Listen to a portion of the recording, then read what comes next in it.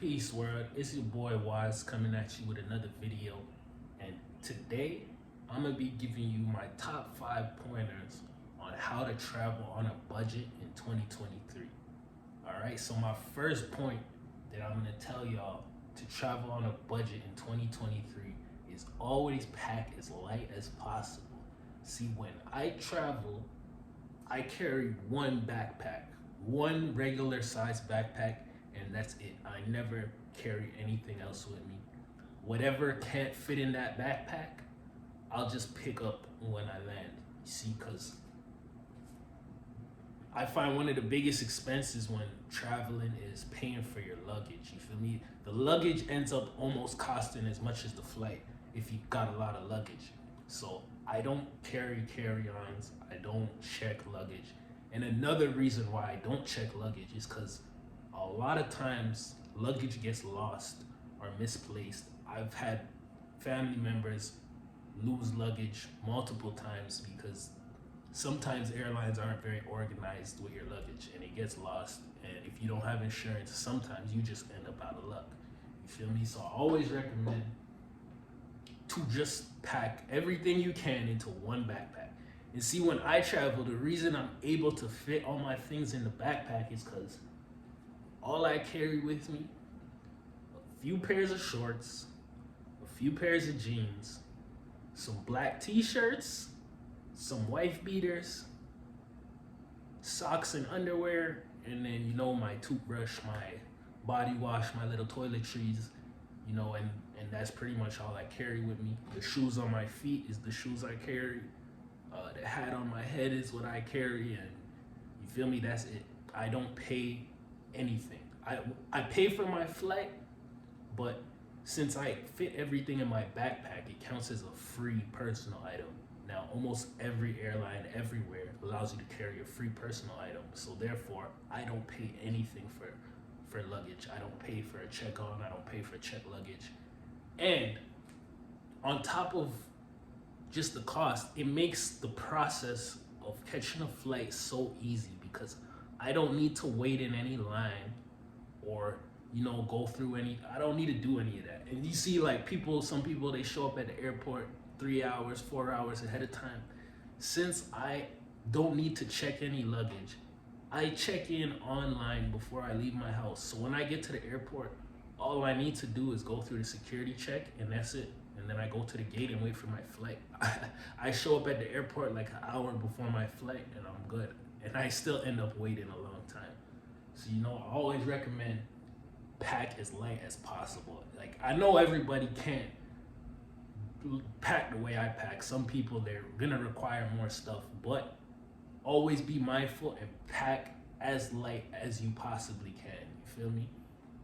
Now, my second pointer for traveling on a budget is gonna be always exchange your currency. Always. No matter where you're going, exchange your currency.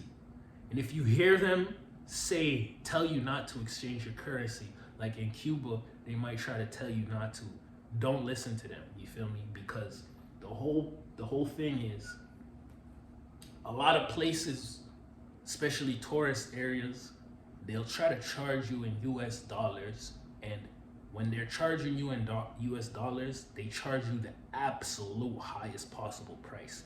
Like, for example, when I was in Mexico, there was somebody on the beach. He had a lemur, and, you know, he was like selling pictures with the lemur. That's a common thing when you go on vacation. People having animals, and, you know, you could pay to take a picture with it. But he told me 300 pesos, 300 Mexican pesos. No, first he told me 50 US, and I told him, no. I only have pesos. You feel me? And he said, okay, 300 pesos, which is really like $20 US, something like that. And then he went to the girl beside me, and she took a picture with the same lemur, and she paid him 50 US dollars. You see what I'm saying? So she just got ripped off out of $30 simply because she didn't take the time to change her currency. Cause see, they understand that if you didn't take the time to change your currency, that you probably don't understand the exchange rates. And when somebody charges you, you don't even know when you're being ripped off or not. But they know that if you're a person who took the time to change your currency and you understand the exchange rate, they can't rip you off with the exchange rates because you're paying in their currency. You feel me? So you're paying the normal price for things. You're not paying the when you pay in US dollars, you're paying the ultimate gringo price. Now when you pay in their currency, you're still gonna pay a gringo price, but it won't be as crazy. You feel me?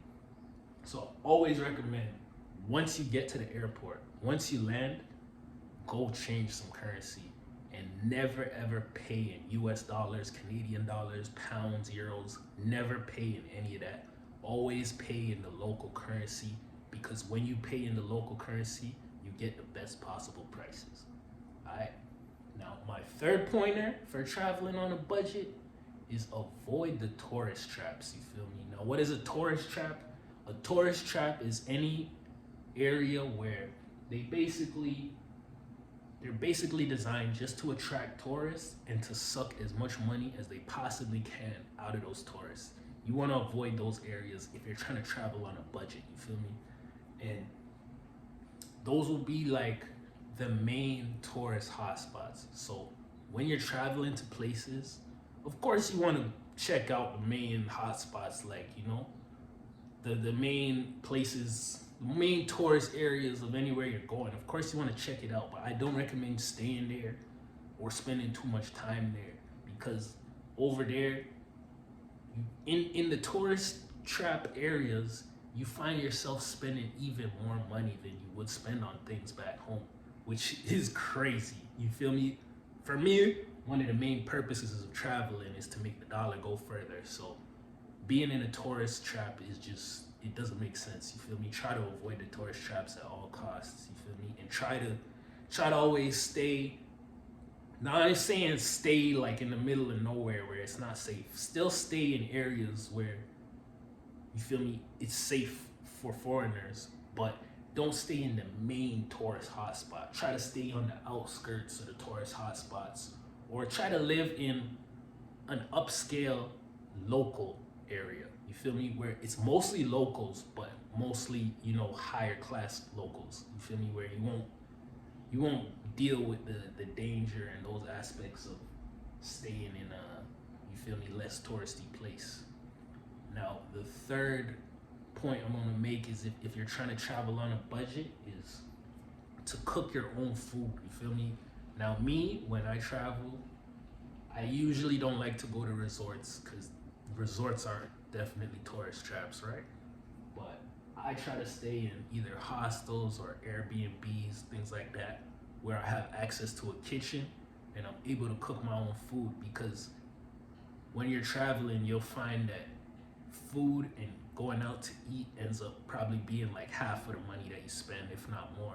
So when when I go places, I'll land the first day I get there, I'll go to the supermarket and I'll do all my grocery shopping for the whole trip.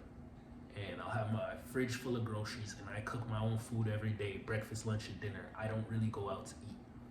And I'm vegan, so even further, it's like, it's usually hard for me to find restaurants that I can eat at anyway when I travel. So it's actually more convenient for me to be able to cook when I travel. So, you know, and of course, some people aren't gonna want to cook every day when they're on vacation, but at least, you know, being in a place where you have access to a kitchen where you're not forced to always have to eat out and spend money on food every day.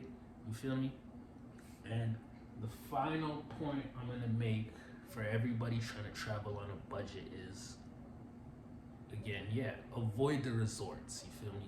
Try not to stay at resorts. Try not to, you know, stay at those places. Try to book a flight with a budget airline and then get you a nice Airbnb, because honestly, you get some really nice, really good quality Airbnbs for really reasonable prices all over the world. Like, I know in Toronto, I know Airbnb prices are ridiculous, but when you compare the Airbnbs you're able to get in all these places around the world, it's really, really inexpensive, especially when you compare it to like a resort or something like that. You feel me? So that's what I do. I'll get an Airbnb or I'll stay at a hostel. You know, I know a lot of people are like, I know hostels sometimes get a bad rep, but it's like, you have some upscale hostels like Selena hostels. They're all over the world. They have some really nice, high quality hostels. They also have private rooms and things like that. So, you know, it all helps you out when you're trying to travel on a budget to stay at them kind of places and stay away from, you know, the resorts that are gonna try to gouge you for money. You feel me? So that's my 5 top pointers for everybody trying to travel on a budget. You feel me? Coming live here from Punta Cana, Dominican Republic. More content on the way, more trips on the way, and stay blessed, stay up, and I'll see you on the next one.